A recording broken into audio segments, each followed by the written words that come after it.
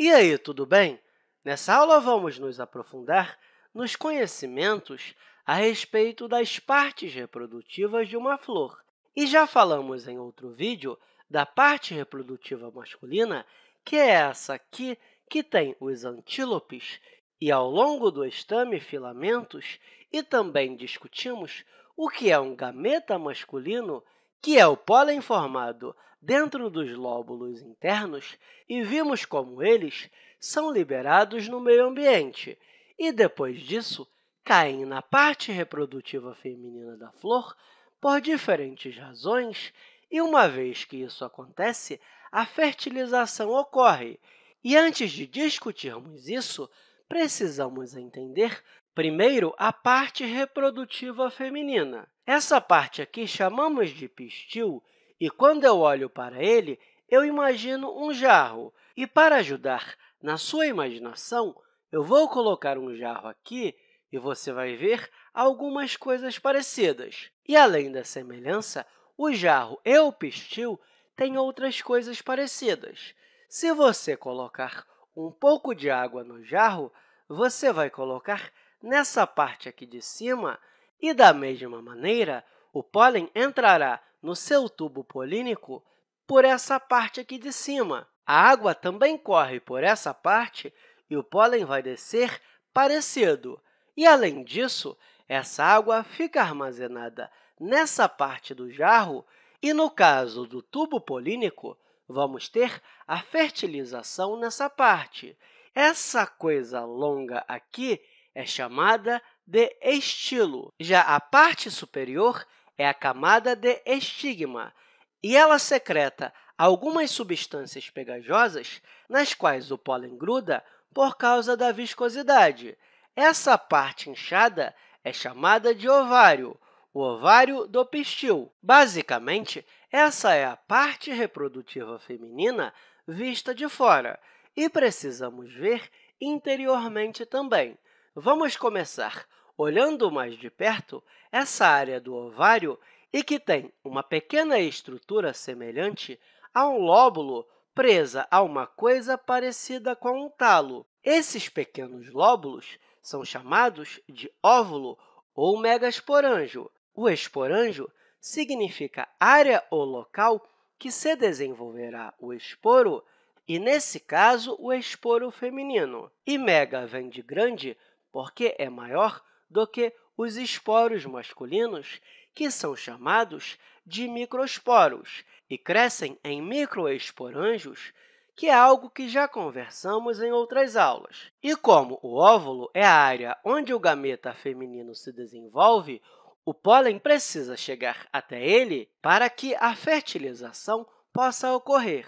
E, para entender melhor onde ocorre a fertilização, onde está acontecendo essa fusão, precisamos entender a estrutura do óvulo. Para isso, eu coloquei uma imagem do ovário maior aqui e vamos examinar apenas um dos óvulos. E, se você não lembra ou não sabe, um óvulo é composto de uma massa de células que é chamada de nucelo. Essa é uma palavra derivada do núcleo, e é nomeado assim porque o núcleo é a parte central de um átomo, assim como as novas células formam a parte central do óvulo.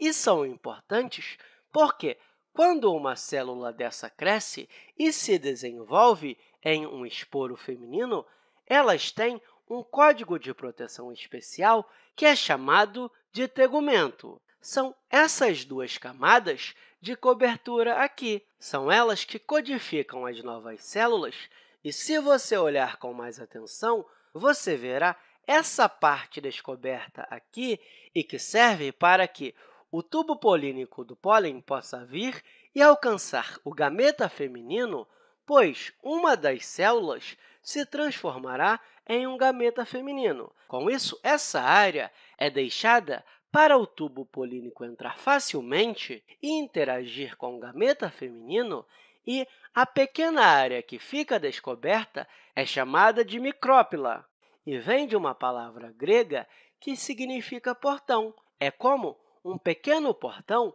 que permite o tubo polínico alcançar o gameta feminino.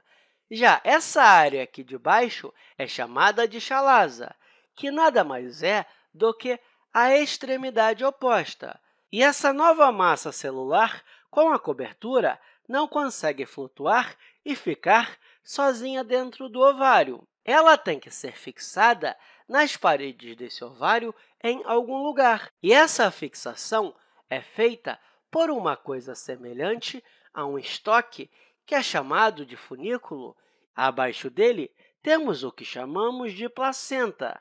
E a área onde o funículo encontra o tegumento é chamada de hilo. Tem muitos nomes para você lembrar, né?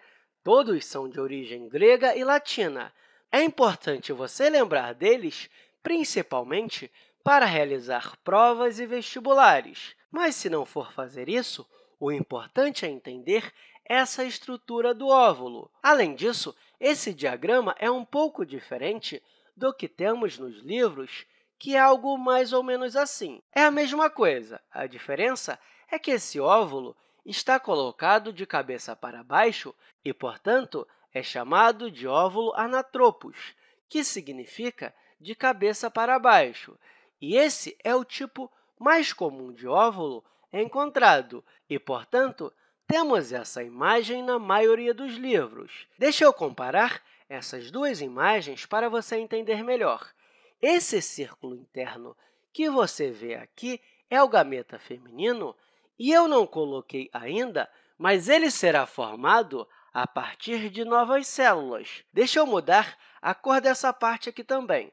Note que tem duas coberturas, que são os tegumentos, e a porção que fica descoberta por eles é a micrópila. Já a parte oposta será a extremidade da chalaza. Deixa eu colocar uma seta aqui para cada nome. O funículo e a placenta vão estar em algum lugar aqui. E onde vai estar o hilo? É a área que conecta o funículo e o tegumento. Então, estará em algum lugar aqui. Essas são todas as partes diferentes que você precisa saber, e em vídeos futuros vamos falar como as células se dividem e formam os gametas femininos. Enfim, eu espero que essa aula tenha te ajudado e até a próxima!